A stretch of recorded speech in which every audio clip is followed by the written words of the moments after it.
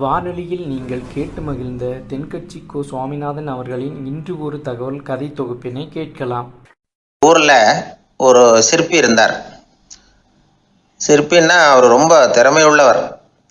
அதாவது எங்கேயாவது ஒரு கல் கிடந்தா போதும், அதை அப்படியே எடுத்துகிட்டு வருவார். கொஞ்ச நாள் கழித்து அவர் இடத்துக்கு போய் பார்த்தா அழகாக ஒரு சிற்பம் உட்காந்துருக்கும். இந்த கல்லாக கிடந்தது சிற்பமாக மாறி இருக்கும். அந்த அளவுக்கு பண்ணிவிடுவார் அப்பேற்பட்ட சிற்பி. எப்படிங்க அவ்வளவு மோசமான ஒரு கல்லில் இருந்து இவ்வளவு அழகாக ஒரு சிற்பத்தை உங்களால் வடிக்க முடிஞ்சுது அப்படின்னு கேட்டால், அது ஒன்றும் பெரிய விஷயம் இல்லைங்க. இந்த சிற்பம் ஏற்கனவே அந்த கல்லுக்குள்ளே இருந்தது. இதை சுற்றி இருக்கிற வேண்டாத பகுதிகளெல்லாம் உளியால் கொத்தி எடுத்துவிட்டேன், அவ்வளவுதான் என் வேலை. உடனே உள்ளே இருந்தது வெளியில் வந்துட்டுது அப்படிம்பார். அந்த அளவுக்கு திறமைசாலி. ஒரு சின்ன பாறை இல்லைன்னா கருங்கல்ல பார்த்துட்டாருன்னா போகிறோம், விடமாட்டார். அந்த கல்லோட அமைப்பை கவனித்து பார்த்துட்டு இதுக்குள்ளே ஒரு வீரன் ஒளிஞ்சிருக்காம்பார். அவர் கண்ணுக்கு அதுக்கு தெரியும். இந்த கல்லுக்குள்ளே ஒரு துறவி உட்காந்துருக்காரும்பார். நமக்கெல்லாம் வெறும் கல்லாக தான் தெரியும். இந்த கல்லுக்குள்ளே ஒரு நடன மங்கை நடனம் ஆடிக்கிட்டு இருக்கா அப்படிம்பார். உடனே அந்த கல்லை கொண்டுகிட்டு வருவார். அவர் சொன்னது மாதிரியே உள்ளே இருக்கிற அவங்களையெல்லாம் வெளியில் கொண்டுகிட்டு வந்துடுவார். அதாவது வேண்டாத பகுதிகளெல்லாம் கொத்தி எடுத்துருவார். அவர் மொழியில் சொல்ல போனால், இந்த சிற்பிக்கு ரொம்ப நாளாக மனசுக்குள்ள ஒரு ஆசை. அதாவது உண்மை, தூய்மை, இதுக்கு உதாரணமாக இருக்கக்கூடிய புத்தர் சிலையை வடிக்கணும் அப்படிங்கிறது அவரோட ஆசை. ஆனால் அந்த ஆசை நிறைவேறாமலே இருந்துக்கிட்டு வந்தது. அதுக்கு என்ன காரணம்னா, அதுக்கு தகுந்த மாதிரி ஒரு கல் கிடைக்கல. கல் கிடைச்சா அதை செஞ்சுருவார். ரொம்ப காலமாக அங்கே இங்கே தேடி அலைஞ்சார். இந்த புத்தர் சிலை வடிக்கிறதுக்கு பொருத்தமாக ஒரு கல் கிடைக்குமா அப்படின்னு சொல்லி கண்ணில் படுற கல்லையெல்லாம் உத்து உத்து பார்ப்பார். உள்ளே புத்தர் இருக்காரான்னு கவனிப்பார். இருக்கிற மாதிரி எதுவும் தெரியல அவர் கண்ணுக்கு. சரி, இதுக்கு என்ன செய்யலாம்னு யோசனை பண்ணார். நேராக ஒரு புத்த மடாலயத்துக்கு போனார். அங்கே இருக்கிற ஒரு புத்த துறவியை சந்தித்தார். அவர்கிட்ட விசாரித்தார், சுவாமி, புத்தரின் தூய்மை ஒளிஞ்சிருக்கிற அந்த கல் எங்கே கிடைக்கும் அப்படின்னார். அந்த கல் இருக்கிற இடம் எதுன்னு இன்னமும் உங்களுக்கு தெரியலையா அப்படின்னு கேட்டார் துறவி. இல்லைங்க, அதுக்காக தான் அலைஞ்சிக்கிட்டு இருக்கிறேன் அப்படின்னார் இவர். சரி, கவலைப்படாதீங்க, என் கூட வாங்க காட்டுறேன் அப்படின்னு அழைச்சிட்டு போனார். எங்கே போனார்னா, அந்த மடாலயத்தின் பின்பக்கம் போனாங்க. 2 பேரும் போனாங்க. அங்கே போய் பார்த்தா அங்கே ஒரு கிணறு இருந்தது. என்ன அது, நாம் கேட்டது கல், இவர் அழைச்சிட்டு வந்து காட்டுறது கிணறு அப்படின்னு இவருக்கு சந்தேகம். ஒரு மாதிரியாக பார்த்தார். அவர் சொன்னார், துறவி, எட்டி பாருங்க உள்ள அப்படின்னாரு. கிணறுக்குள்ளே என்ன இருக்கும்னு இவருக்கு தெரியாதா? இருந்தாலும் அவர் சொல்கிறாரு அப்படின்னு சொல்லி எட்டி பார்த்தார். பார்த்தா அதில் தண்ணி இருந்தது. அந்த தண்ணியில் தன்னோட உருவம் தெரிஞ்சுது. இப்போ அந்த புத்த ஞானி சொன்னார், துறவியாரே, புத்தரை நாம் தான் ஒழிச்சு வச்சிருக்கிறோம், நமக்குள்ளே தான் அவர் மறைஞ்சிருக்கிறார். அவரை அடையாளம் தெரியாதபடி மூடி இருக்கிறது எது தெரியுமா? நம்மக்கிட்ட இருக்கிற கோபம், போலித்தனம், பதட்டம், ஆசை, இதெல்லாம் தான். அறிவு அப்படிங்கிற ஒளியால் அதையெல்லாம் செதுக்கி எடுத்துட்டோம்னா அந்த அழகான புத்தர் வெளியில் வந்துடுவார் அப்படின்னு சொன்னார் துறவி. அதனால் நமக்குள்ளே இருக்கிற நம்மளை நமக்கே அடையாளம் தெரியல அப்படிங்கிறது தான் உண்மை. அந்த உண்மையான மனிதன் உள்ளே இருக்கிறான். இவர் கல்லை பார்த்துட்டு உள்ளே யார் இருக்காங்கிறது அவருக்கு தெரிஞ்சுது சிற்பிக்கு. ஆனால் உண்மையான புத்தர் எங்கே இருக்காருங்கிறத அவரால் அடையாளம் கண்டுபிடிக்க முடியல. அப்படி தான் பல பேர் இன்றைக்கி இருந்துக்கிட்டு இருக்கிறோம். ஒரு அப்பா தன்னுடைய பிள்ளைக்கு புத்தி சொன்னார், அதோ பார்ப்பா, மனசு தான் கல், அறிவு தான் உளி. உன்னுடைய மனசுங்கிற கல்லை அறிவுங்கிற ஒளியால் செதுக்கி அழகான மனிதனாக நீ வெளியில் வரணும்னார். அதுக்காக தான்ப்பா தேடிக்கிட்டு இருக்கேன்னா அவன். மனசுங்கிற கல்லை தேடிக்கிட்டு இருக்கிறியா அப்படின்னு கேட்டார். இல்லைப்பா, அறிவுங்கிற ஒளி எங்கே இருக்குன்னு தெரியல எனக்கு, அதை தான் தேடிக்கிட்டு இருக்கிறேன் அப்படின்னு நானா. அதனால் அறிவை தேடிக்கிட்டு இருக்கிறவன் என்னைக்கு உண்மையை கண்டுபிடிக்க போகிறான்? அதையே கண்டுபிடிக்க முடியலைங்கும் பொழுது. அதனால் நாம் யார் அப்படிங்கிறது நமக்கு அடையாளம் தெரியணும். அந்த அடையாளம் தெரிஞ்சுட்டா வாழ்க்கையில் வெற்றி நிச்சயம். நாட்டில் நல்லவங்க ஒருத்தர் 2 பேர் இருக்கிறதுனால தாங்க மழையே பெய்யுது அப்படின்னு சொல்கிறது உண்டு. நல்லார் ஒருவர் உளரேல் அவர் பொருட்டு எல்லாருக்கும் பெய்யும் மழை. சில சமயம் ரொம்ப பேர் திடீர்னு நல்லவங்களாக ஆகிடுவாங்க போல இருக்குது. அதனால தான் விடாமல் பேய் மழையாக கொட்டி தீர்த்து விடுது. எல்லோரும் நல்லவங்களாகிட்டா உலகமே தாங்காது போல இருக்கே. அப்பப்போ ஒருத்தர் 2 பேர் நல்லவங்களாகணும். அப்போ தான் சீராக மழை பெய்யும். மாதத்துக்கு 3 பேர் நல்லவங்களானால் மாதம் மும்மாரி பொழியும். இதெல்லாம் வேடிக்கை பேச்சு. இப்போ இதெல்லாம் ஒரு பக்கம் இருக்கட்டும். இப்போ விஷயத்துக்கு வருவோம். ஒரு கும்பலில் நல்லவன் யார் அப்படிங்கிறத எப்படி கண்டுபிடிக்கிறது? இதுக்கு ஒரு வேடிக்கை கதை உண்டு. என்னுடைய நண்பர் ஒருத்தருக்கு அவங்க பாட்டியம்மா சொன்ன கதையாக அது. அது என்ன கதைன்னா, ஒரு ஊரில் ஒரு சமயம் பலமான மழை பெய்ய ஆரம்பிச்சுட்டு தான். இடி மின்னல் ரொம்ப கடுமையாக இருந்திருக்குது. ஆரம்பித்த மழை வர வர கடுமையாக ஆகிட்டு இருக்குதே தவிர நிற்கிற பாடாக தெரியல. ஊர் ஜனங்கள்லாம் பார்த்தாங்க. இதுக்கு மேலேயும் வீட்டுக்குள்ளே இருந்தால் ஆபத்துங்கிறத புரிஞ்சுக்கிட்டாங்க. ஏன்னா வீடெல்லாம் இடிஞ்சு விழுந்துருமோங்கிற பயம். உடனே எல்லோரும் புறப்பட்டு ஊருக்கு பொதுவாக இருந்த ஒரு மண்டபத்தில் போய் தங்கிக்கிட்டாங்க. மின்னல் கடுமையாக இருந்தது. இடி எந்த நேரத்துலையும் விழலாம்ங்கிற நிலைமை. எப்போ விழலாம்னு பார்த்துக்கிட்டு இருக்குது. அந்த மண்டபத்தில் இருந்த ஜனங்கள் மனசுக்குள்ளே ஒரு பயம். நம்ம கூட்டத்தில் யாராவது ஒரு கெட்டவன் பாவம் பண்ணவன் இருந்தால் கூட இடி இந்த மண்டபத்தில் விழுந்துரும். அது எல்லாருக்கும் ஆபத்து அப்படின்னு நினச்சாங்க. சரி, இதுக்கு என்ன பண்ணலாம் அப்படின்னு யோசனை பண்ணாங்க. அந்த கூட்டத்தில் ஒரு பெரியவர் இருந்தார். அவர் ஒரு யோசனை சொன்னார். இதை பாருங்கள், அதுக்கு ஒரு வழி இருக்குது. அதோ எதிர்த்தாப்புல கொஞ்சம் தூரத்தில் ஒரு உயரமாக மரம் ஒன்று இருக்குது பாருங்கள். பொதுவாக இடி சுலபமாக விழறது அது மாதிரி உயரமான மரத்தில் தான். நம்ம கூட்டத்தில் இருக்கிறவங்க எல்லாரும் ஒவ்வொருத்தராக போய் அந்த மரத்தை தொட்டு விட்டு திரும்பி வந்துடணும். நம்மள பாவம் பண்ணவன் யாரோ அவன் அந்த மரத்தை தொடுற சமயத்தில் இடி விழுந்துடும். அவன் மட்டும் போயிடுவான். மண்டபத்தில் இருக்கிற நாமெல்லாம் பொழைச்சிக்கலாம் அப்படின்னு ஐடியா கொடுத்தார் அந்த பெரியவர். இது நல்ல யோசனையாகப்பட்டது. எல்லாரும் ஒத்துக்கிட்டாங்க. ஒவ்வொருத்தராக போய் அந்த மரத்தை தொட்டு விட்டு திரும்பி வந்தாங்க. இடி எதுவும் விழலை. இன்னமும் பாவம் பண்ண ஆசாமி அதை போய் தொடலை போல இருக்குது அப்படின்னு நினச்சிக்கிட்டாங்க. ஒவ்வொருத்தராக போகிறாங்க. எல்லோரும் போய் தொட்டுவிட்டு வந்தாச்சு. இன்னும் ஒரே ஒரு ஆசாமி தான் பாக்கி. கடைசியாக இருந்த அந்த ஆள் பயந்துட்டான். இது வரைக்கும் இடி விழலைன்னா இப்போ என்ன அர்த்தம்? இப்போ நாம் தான் பாக்கி, நாம் தான் தப்பு பண்ண ஆள் போல இருக்குது அப்படின்னு நினச்சிட்டான். அதனால் துணிச்சலாக போய் தொடுறதுக்கு பயந்தான். தயங்கிக்கிட்டே இருந்தான். இருந்தாலும் மற்றவங்கள்லாம் சும்மா இருப்பாங்களா? கட்டாயப்படுத்தி கழுத்தை பிடிச்சி தள்ளாத குறையா அவனை தள்ளி விட்டாங்க. போய் தொட்டுட்டு வாடான்னு. அவன் நடுங்கிட்டே போய் அந்த மரத்தை தொட்டான். அதே வினாடி ஒரு பயங்கரமான மின்னல் இடி விழுந்துட்டுது. எங்கே விழுந்தது தெரியுமா? அந்த ஆள் மேலே இல்லை, மண்டபத்தில் விழுந்தது. மண்டபத்தில் இருந்தவங்க பூரா காலி. அந்த ஒரு ஆள் மட்டும் புழைச்சிக்கிட்டான். இந்த ஒரு ஆளை காப்பாற்றுறதுக்காக தான் இடி மண்டபத்தில் விழாமல் இருந்திருக்குது. இதுதான் கதை. அதனால் நல்லவங்க எப்படியும் தப்பிச்சுக்குவாங்க அப்படிங்கிறது ஒரு நீதி. ஒருத்தன் அப்படி தான் தெருவில் நடந்து போய்கிட்டு இருந்தான். ரொம்ப நல்லவன். எதிரில் ஒருத்தன் சைக்கிளில் வந்துக்கிட்டு இருந்தான். அதில் மோதி இவன் கீழே விழுந்துட்டான். சைக்கிள்காரன் உடனே இறங்கி இவனை தூக்கி விட்டான். இவன் எழுந்திரிச்சு அவனை முறைச்சி பார்த்தான். அப்படி பார்க்காதீங்க சார், நீங்கள் ரொம்ப புண்ணியம் பண்ணியிருக்கீங்க, அதுதான் இப்போ சைக்கிளில் மோதிக்கிட்டீங்க அப்படின்றான். என்ன அப்படி சொல்கிறேன்னு நான் இவன் 10 நிமிஷத்துக்கு முன்னாடி நான் லாரி ஓட்டிகிட்டு வந்தேன், அப்போ நீங்கள் எதிரில் வந்திருந்தீங்கன்னா என்ன ஆயிருக்கும் அப்படின்னானா அவன். ஒரு புகழ்பெற்ற ஜப்பானிய சாமுராய் வீரன், வாள் வீசுறதுல ரொம்ப கெட்டிக்காரன். ஒரு கடுமையான போரில் கலந்து கொண்டுட்டு களைச்சி போய் திரும்பி வந்தான். படுக்கையில் விழுந்தான். பக்கத்தில் என்னமோ சத்தம் கேட்டுது. திரும்பி பார்த்தான். ஒரு எலி அவனை முறைச்சி பார்த்துக்கிட்டு இருந்தது. உடனே வாழை உருவனா வீசினான். அது தப்பிச்சிட்டு ஓடி போச்சு.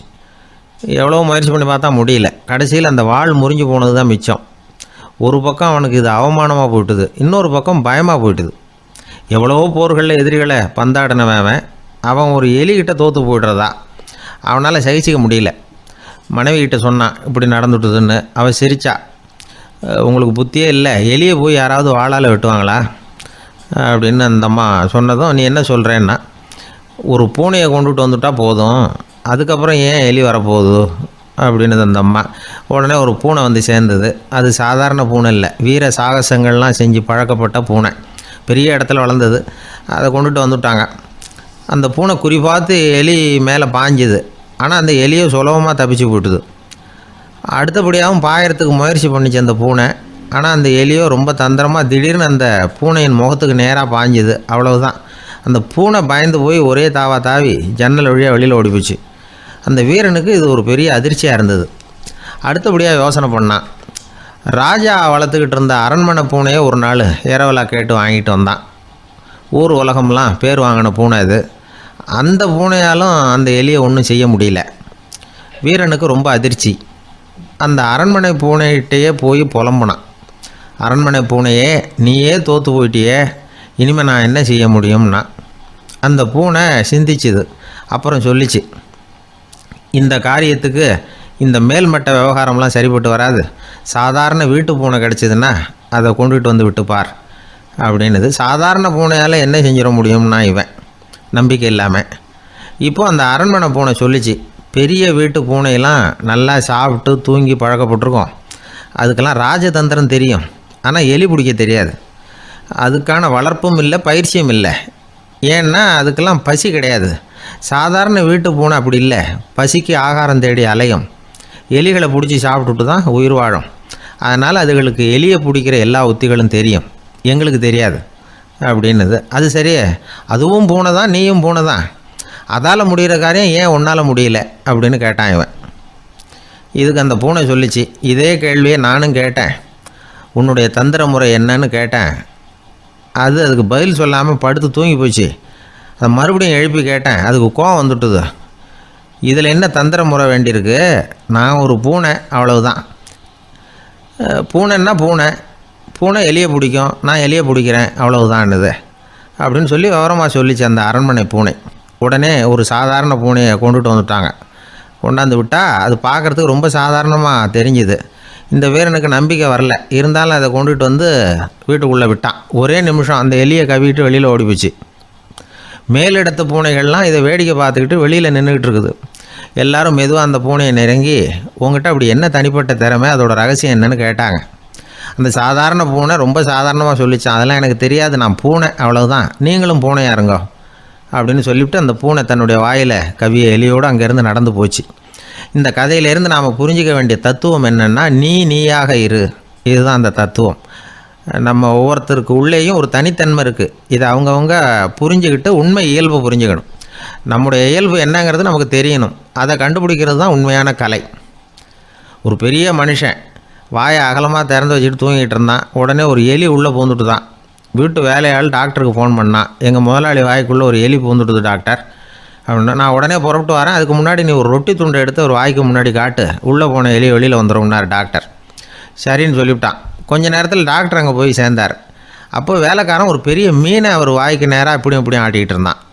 நான் ரொட்டி துண்டை தானே காட்ட சொன்னேன்னார் டாக்டர். அவன் சொன்னான், எலியை வெளியில் கொண்டுட்டு வர்றதுக்கு ரொட்டி துண்டை காட்ட சொன்னீங்க டாக்டர், அதுக்கப்புறம் அந்த எலியை துரத்திக்கிட்டு ஒரு பூனை உள்ளே போயிருக்கு, அதுக்காக தான் இந்த மீனை காட்டிகிட்டு இருக்கேன் நானா. இது எதுக்குன்னா, இப்படி வேடிக்கையாக சொல்கிறது, பூனை பூனையாக இருக்க வேண்டும், எலி எலியாக இருக்க வேண்டும், மனுஷன் மனுஷனாக இருக்க வேண்டும் அப்படிங்கிறத புரிஞ்சுக்கிறது. நாமாக இருக்கிற வரை வெற்றி நிச்சயம். ஒரு நண்பர் வந்தார். ரொம்பவும் இறுக்கமாக உடை அணிஞ்சிருந்தார். அதாவது ஆடைக்குள்ளே அவர் மாட்டிக்கிட்டு இருந்தது மாதிரி தெரிஞ்சது. ஏன் துணி குறைச்சலாக எடுத்துட்டிங்களா அப்படின்னு கேட்டோம். இல்லைங்க, எனக்கு எப்போவுமே இறுக்கமாக உடை அணிகிறது தான் பிடிக்கும் அப்படின்னார். ஒருத்தர் எப்படி உடை அணிகிறார் அப்படிங்கிறத வச்சு அந்த ஆள் எப்படிப்பட்டவர் அப்படிங்கிறத கண்டுபிடிச்சிடலாம். உடை அணிகிற விதம் ஒருத்தருடைய மனநிலையை வெளிப்படுத்துதான். இப்போ இறுக்கமான உடை அணிகிறவங்க பொதுவாக மன நிம்மதி இல்லாதவங்களாக இருப்பாங்களாம், கோபக்காரங்களாக இருப்பாங்களாம். ரொம்ப தொலைதொலைப்பாக ஆடை அணிகிறவங்க இருக்கிறாங்கல்ல, அவங்கெல்லாம் அமைதியான ஆளாக இருப்பாங்களாம், சாந்தமாக இருப்பாங்களாம். இவங்கெல்லாம் போராடுறதுக்கு சரியாக வரமாட்டாங்களாம். இப்படி ஒரு கணிப்பு இருக்குது. அதனால தான் போர் வீரர்களுக்கெல்லாம் இறுக்கமான உடையை தான் கொடுக்கறது வழக்கம். ஆனால் சன்னியாசிகளை பாருங்கள், அவங்களுக்கெல்லாம் ரொம்ப தொலை உடைகள் தான். அவங்கெல்லாம் டைட் பேண்ட் போட்டுக்கிட்டு நிற்க மாட்டாங்க சன்னியாசிகள்லாம். அதே மாதிரி சன்னியாசிகள்லாம் காவி உடையை தேர்ந்தெடுக்கிறதுக்கும் காரணம் உண்டு. பல ஆண்டுகள் சோதனை செஞ்சு பார்த்துட்டு தான் சன்னியாசத்துக்கு காவி தான் சரி அப்படின்னு முடிவு பண்ணியிருக்கிறாங்க. இப்போ பௌதீக விஞ்ஞானப்படியும் அதுதான் சரி. அதாவது சூரிய ஒளியில் 7 வண்ணங்கள் உண்டு.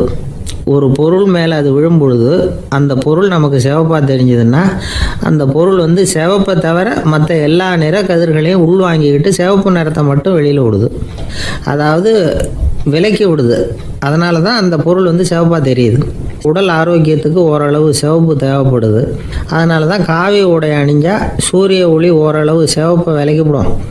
அதாவது சிவப்பின் பலனும் கிடைக்கும், இந்த சிவப்பின் கெடுதலும் இல்லை அப்படின்னு யோசனை பண்ணாங்க. காவி உதய வேளையின் நிறம்.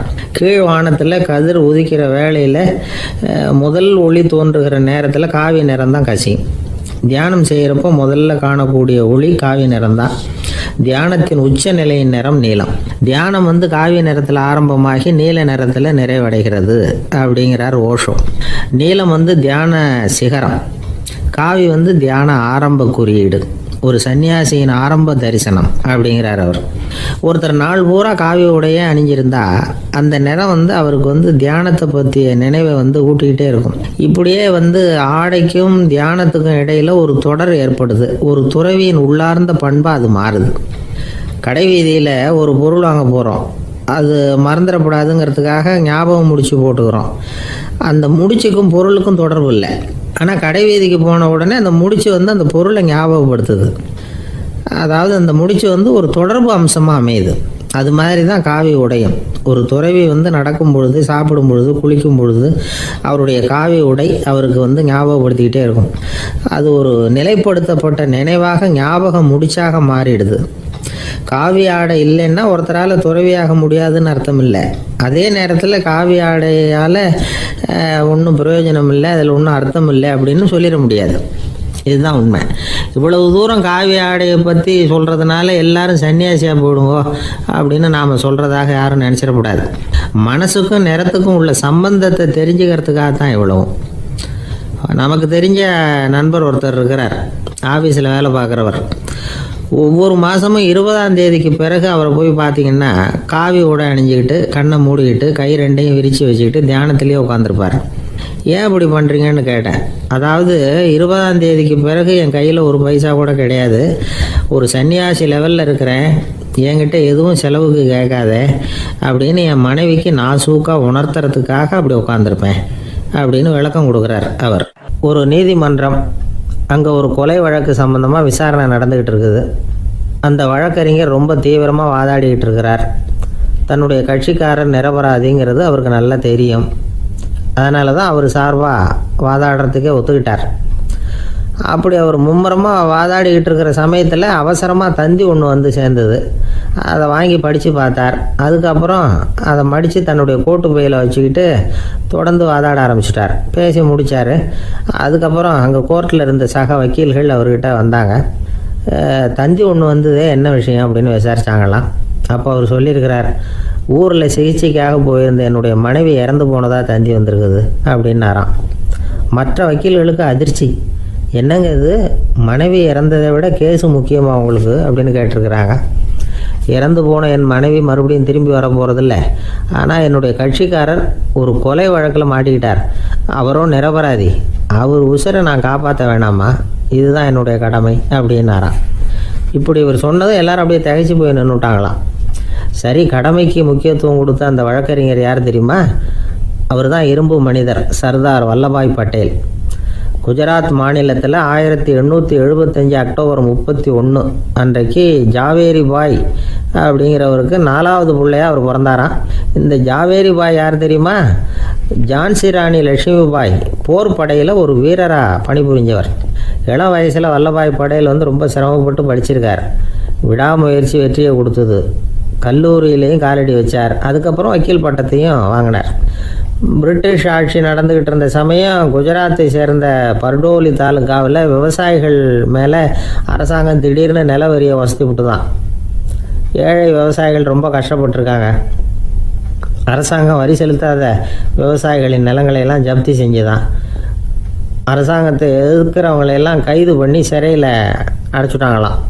சில பேர் வீடு வாசல் ஆடு மாட்டையெல்லாம் விற்று கூட வரி கட்ட வேண்டிய நிலைமைக்கு ஆளாயிட்டாங்க.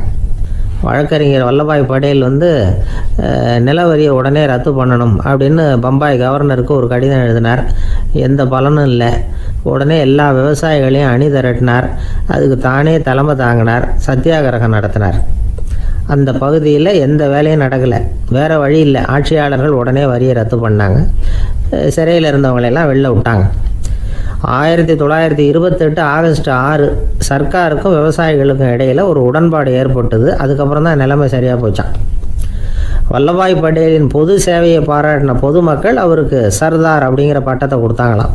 சர்தார்னா தலைவர் அல்லது தளபதின்னு அர்த்தம். இரும்பு மனிதர்னு இவருக்கு பேர். இருந்தாலும் நகைச்சுவை உணர்வும் இவருக்கு நிறைய உண்டு. ஒரு தடவை ஒரு பத்திரிகை நிருபர் வந்திருக்கார். சர்தார் பட்டேல்கிட்ட அவருக்கு பிடிச்ச பண்பாடு கலாச்சாரம் எது அப்படின்னு கேட்கணும்னு ஆசை. அதனால் அவரை பார்த்து கேட்டாராம், ஏங்க உங்களுக்கு பிடிச்ச கல்ச்சர் எது அப்படின்னு கேட்டிருக்காரு. இதுக்கு சர்தார் பட்டேல் சொன்ன பதில் என்ன தெரியுமா? எனக்கு பிடிச்ச கல்ச்சர் அக்ரிகல்ச்சர் அப்படின்னார். ஒரு ஊரில் ஒருத்தர் இருந்தார், ரொம்ப நல்லவர். யாருக்காவது ஏதாவது கொடுத்துக்கிட்டே இருப்பார், கொடையாளி. தினமும் யாராவது ஒருத்தருக்கு ஏதாவது கொடுக்கலன்னா அவருக்கு தூக்கம் வராது, அப்படி ஒரு பழக்கம். அது மட்டும் இல்லை, அவர் கொடுக்கறது அடுத்தவங்களுக்கு தெரியாது, அவ்வளவு ரகசியமாக அதை கொடுப்பார். வலது கை கொடுக்கறது இடது கைக்கு தெரியக்கூடாதுன்னு சொல்லுவாங்கள்ல, அது மாதிரி அவர். ஒரு நாள் ராத்திரி அவர் ஏற்கனவே தயாராக கட்டி வச்சிருந்த பணம் முடிச்ச கையில் எடுத்துக்கிட்டு வீட்டை விட்டு வெளியில் வந்தார். தெருவில் இறங்கி நடந்தார். இன்னைக்கு யாருக்கு தர்மம் செய்யறது அப்படின்னு யோசனை பண்ணிட்டு இருட்டில் நடந்து வந்துகிட்டு இருக்கிறார். யாரோ ஒருத்தர் எதிரில் வர்றது மாதிரி தெரிஞ்சுது. உடனே அவர் கிட்ட போனார். தன்கிட்ட இருந்த பணம் முடிச்சு அவசரமாக அவர் கையில் திணிச்சுட்டு திரும்பி வந்துட்டார். அப்பாடா, ஒரு வழியாக யாருக்கும் தெரியாமல் இன்னைக்கு தர்மம் பண்ணியாச்சு அப்படிங்கிற மகிழ்ச்சி, மன நிறைவு அவர் முகத்தில். நிம்மதியாக தூங்கினார். அப்புறம் எழுந்திரிச்சார். மறுநாள் காலையில் ஊர் பூரா ஒரே பேச்சு. என்ன பேச்சுன்னா, நேற்று ராத்திரி ஒரு திருடன் கையில் யாரோ பணத்தை கொடுத்துட்டு போயிருக்கிறாங்க அப்படின்னு எல்லாரும் பேசிக்கிட்டு இருக்கிறாங்க. இதை கேள்விப்பட்டதும் அந்த பெரியவருக்கு ரொம்ப வருத்தமாக போச்சு. அடடா, போயும் ஒரு திருடனுக்காக உதவி பண்ணியிருக்கிறோம், பிரயோஜனம் இல்லாமல் போட்டுதே அப்படின்னு நினச்சார். சரி, இன்னைக்கும் யாருக்காவது உதவி பண்ணணும் அப்படின்னு முடிவு பண்ணினார். ராத்திரி நேரம் வந்தது. இவர் வழக்கம் போல் தெருவில் இறங்கி நடந்தார். கையில் பணம் முடிச்சு. எதிரில் ஒரு பெண் உருவம் மங்கலா தெரிஞ்சது. இவர் உடனே அந்த பெண்கிட்ட பணத்தை கொடுத்துட்டு திருப்தியாக திரும்பி வந்துட்டார். மறுநாள் காலையில் ஊர் பூரா என்ன பேசிக்கிட்டாங்க தெரியுமா? நேற்று ராத்திரி நெறி தவறி நடக்கிற ஒரு பெண்ணின் கையில் யாரோ பணத்தை வச்சுட்டு போயிருக்கிறாங்க அப்படின்னு எல்லாரும் பேசிக்கிறாங்க. அடடா, இன்னைக்கும் தவறுதலாக நடந்து போச்சு அப்படின்னு ஒரு வருத்தப்பட்டார். இருக்கட்டும், இன்னைக்கும் ஏதாவது தர்மம் பண்ணுவோம் அப்படின்னு நினச்சிக்கிட்டாரு. 3வது நாள் ராத்திரியும் புறப்பட்டார். இப்பவும் எதிரில் ஒருத்தர் வந்தார். இவர் பணத்தை கொடுத்தார், திரும்பி வந்துட்டார். மறுநாள் மக்கள் என்ன பேசிக்கிட்டாங்கன்னா, நேற்று ராத்திரி ஒரு செல்வந்தர் கையில் யாரோ பணத்தை கொடுத்துட்டு போயிருக்கிறாங்க அப்படின்னு பேசிக்கிட்டாங்களாம். அவருக்கு ரொம்ப வருத்தமாக போட்டுது. என்ன இது தினம் இப்படி ஆகிட்டு இருக்குதே அப்படின்னு நினச்சிக்கிட்டே படுத்து தூங்கினார்.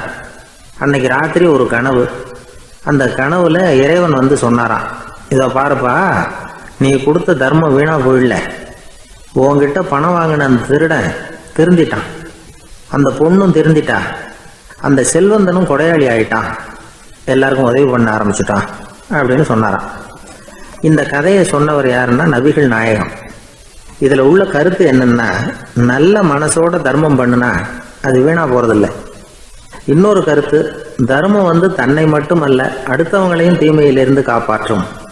இதுதான் நாம புரிஞ்சுக்க வேண்டியது. இந்த காலத்திலையும் இது மாதிரி சில சம்பவங்கள் நடக்கிறது உண்டு.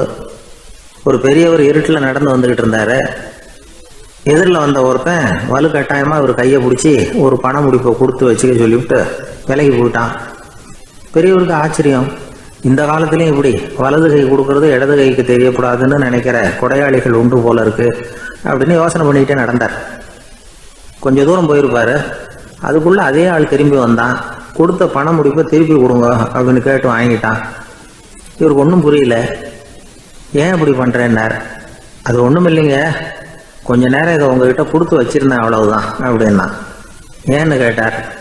என்னை பின்னாடி போலீஸ் தேடிக்கிட்டு வந்துக்கிட்டு இருக்குது, அதுதான் அப்படி பண்ணேன், இப்போ போயிட்டுது, இனிமேல் ஒன்றும் பயமில்லை அப்படின்னு சொல்லிவிட்டு அவன் பாட்டுக்கு நடந்து போகிறான்.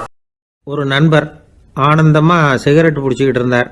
இந்த பழக்கத்தை விட்டுவிடுங்களேன் அப்படின்னு சொல்லி பார்த்தோம். விட்டுடலாம்னு தான் பார்க்குறேன், ஆனால் முடியலையேன்னார். மனசு வச்சா எல்லாம் முடியும் அப்படின்னோம். அவர் கொஞ்ச நேரம் யோசனை பண்ணார். அப்புறம் சொன்னார், சரி சார், இதுதான் நான் பிடிக்கிற கடைசி சிகரெட் அப்படின்னு சொல்லி ரொம்ப அழுத்தமாக புகையை உள்ளுக்கு இழுத்தார். அதுக்கப்புறம் அந்த துண்டு சிகரெட்டை வீசி எறிஞ்சுட்டார். ஒருத்தர் இது மாதிரி தீர்மானம் பண்ணி தன்னுடைய கடைசி சிகரெட்டை தூக்கி எறிஞ்சுட்டாருன்னா அது ஒரு பெரிய விஷயம்தான். அதுக்கு பிறகு அவர் உடம்புல படிப்படியாக என்னென்ன மாற்றங்கள் நடக்கும் அப்படிங்கிறத பற்றி ஒரு விவர பட்டியலே வெளியிட்டிருக்கிறாங்க. அது என்ன விவரம் தெரியுமா? ஒருத்தர் புகைப்பிடிக்கிற பழக்கத்தை நிறுத்துறாருன்னு வச்சுங்க. அப்படி அவர் நிறுத்தின 20 நிமிடங்களுக்குள்ள உயர் ரத்த அழுத்தம், உடல் வெப்பம், நாடி துடிப்பு இதெல்லாம் சரியான நிலைமைக்கு வந்துடுதான். 8 மணி நேரத்துக்குள்ள இந்த ஸ்மோக்கர்ஸ் பிரீத் அப்படிங்கிற தன்மை மறைஞ்சிருதான். ரத்தத்தில் உள்ள கார்பன் மோனாக்சைடு அளவு குறையுதான், ஆக்சிஜன் அளவு கூடுதான், சரியான அளவுக்கு வந்துடுதான். ஒருத்தர் கடைசி சிகரெட்டை தூக்கி எறிஞ்சுட்டார்னா 24 மணி நேரத்துக்குள்ள மாரடைப்பு ஏற்படுறதுக்கான வாய்ப்பு குறைஞ்சுடுதான். 48 மணி நேரத்துக்குள்ள உணர்வு நரம்புகளின் முனைப்பகுதிகள் மறுபடியும் ஒன்று சேர்ந்துருதான். அதனால நாக்கு சுவை உணர்வு, மூக்கின் முகரும் சக்தி இதெல்லாம் மேம்படுதான், நல்ல நிலைமைக்கு வந்துடுதான். சிகரெட்டை நிறுத்தின 3 நாளுக்குள்ள மூச்சு விடுறது சுலபமாயிடுதான். இப்படி அவங்க பட்டியல் நிறைய சொல்றாங்க. 2 அல்லது 3 மாசத்துக்குள்ள என்ன ஆகும் தெரியுமா? ரத்த ஓட்டம் மேம்படுது, நடக்கிறது சுலபமாயிடுது. நுரையீரல் கொள்ளளவு 30% அதிகரிக்குது. 1லிருந்து 9 மாசத்துக்குள்ள சுவாச குறைபாடுகள் நீங்குது. நுரையீரலில் இருக்கக்கூடிய இந்த அசுத்தம் வடிகட்டும் திசுக்கள் சரியா வேலை செய்ய ஆரம்பிச்சிருது. 1 வருஷத்துக்குள்ள இந்த இதய அழுத்த நோய்க்கான வாய்ப்பு பாதியா குறைஞ்சிருது. இந்த சிகரெட்டை நிறுத்தின 5 வருஷத்துக்குள்ள ஒரு நாளைக்கு 1 பாக்கெட் சிகரெட் பிடிக்கிறவர்களில் நுரையீரல் புற்றுநோயினால சாகிறவர்கள் எண்ணிக்கை பாதியா குறைஞ்சிருது. புற்றுநோய் செல்கள் சீரமைக்கப்படுது. ஆக ஒருத்தர் புகைக்கிறத விட்டுணும்னு தீர்மானம் பண்ணி தன் கையில் இருக்கிற சிகரெட்டை இதுதான் கடைசின்னு சொல்லி தூக்கி எறிஞ்சுட்டா அதுக்கப்புறம் படிப்படியா இவ்வளவு நன்மைகளும் மாற்றங்களும் ஏற்படுறதாக இந்த அமெரிக்கன் கேன்சர் சொசைட்டி தெரிவிச்சிருக்குது. அதனால புகைப்பழக்கம் உள்ளவங்க இதையெல்லாம் கொஞ்சம் யோசிச்சு பார்த்து அந்த பழக்கத்தை விட்டு விடுறது ரொம்ப நல்லது. ஆனால் அதையெல்லாம் நாம் சொன்னால் யார் கேட்குறாங்க? என்னுடைய நண்பர் ஒருத்தர் புகைப்பழக்கம் உள்ளவர், அவர் என்கிட்ட சொன்னார், சார் சிகரெட் பிடிக்கிற பழக்கத்தை விட்டு விடுறது என்னை பொறுத்த வரைக்கும் ஒன்றும் பெரிய கஷ்டமான செயல் இல்லை, அது ரொம்ப சுலபம் அப்படின்னார். எப்படி சொல்கிறீங்கன்னு கேட்டேன். நான் ஏற்கனவே 20 தடவை அந்த பழக்கத்தை விட்டுருக்கேன் சார் அப்படின்னார் ரொம்ப பெருமையாக. ஒரு நண்பர்கிட்ட பேசிக்கிட்டு இருந்தேன். அவருடைய உறவினர் ஒருத்தர் ஒரு நேர்முக தேர்வுக்கு போயிருந்தாராம், இன்டர்வியூக்கு. ரொம்பவும் பொறுப்பாகவும் கவனமாகவும் செயல்பட வேண்டிய பதவிக்கான நேர்காணல் அது. இவர் எழுத்து தேர்வில் ஏராளமான மதிப்பெண்கள் வாங்கிவிட்டார். அதனால அதை பற்றி கவலை இல்லை.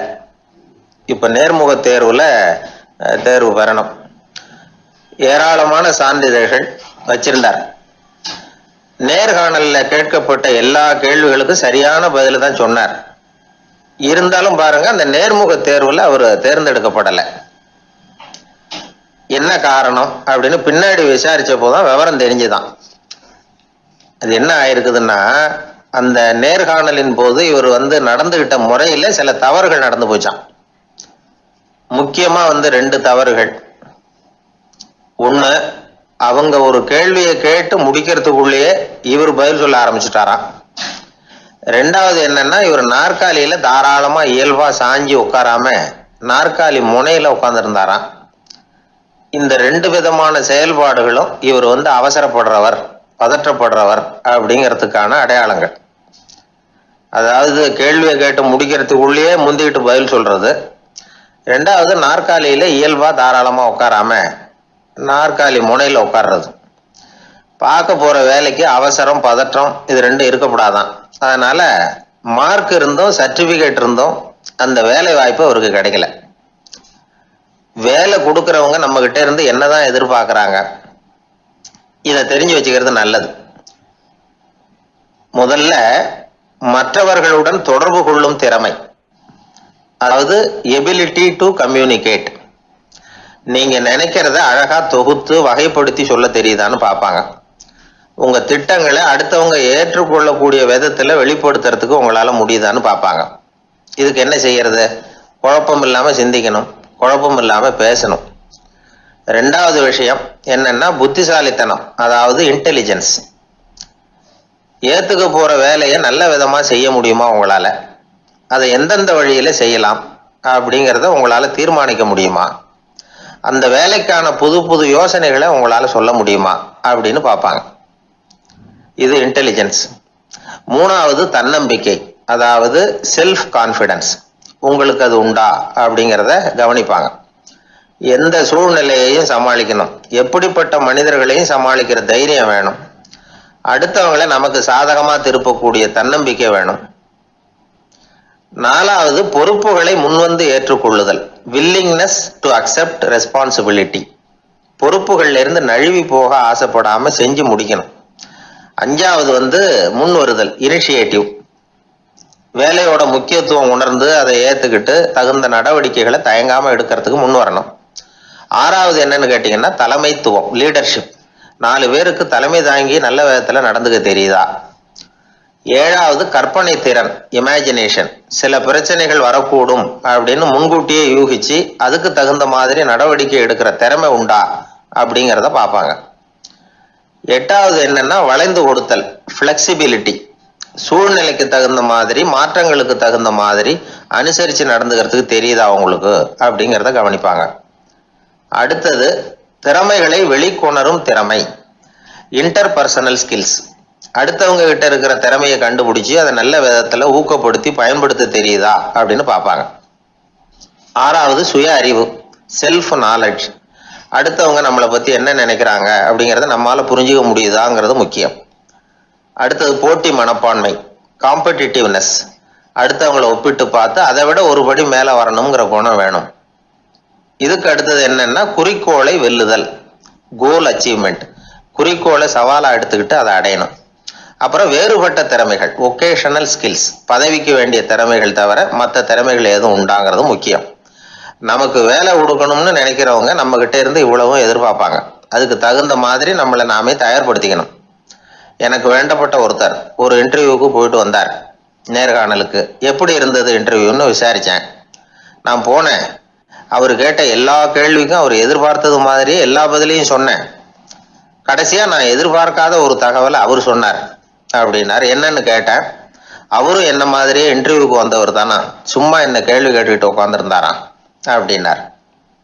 அதனால ஒரு நேர்காணலுக்கு போறதுக்கு முன்னாடி என்ன எதிர்பார்க்குறாங்க அப்படிங்கிறத தெரிஞ்சுக்கிட்டு போனா வெற்றி நிச்சயம்.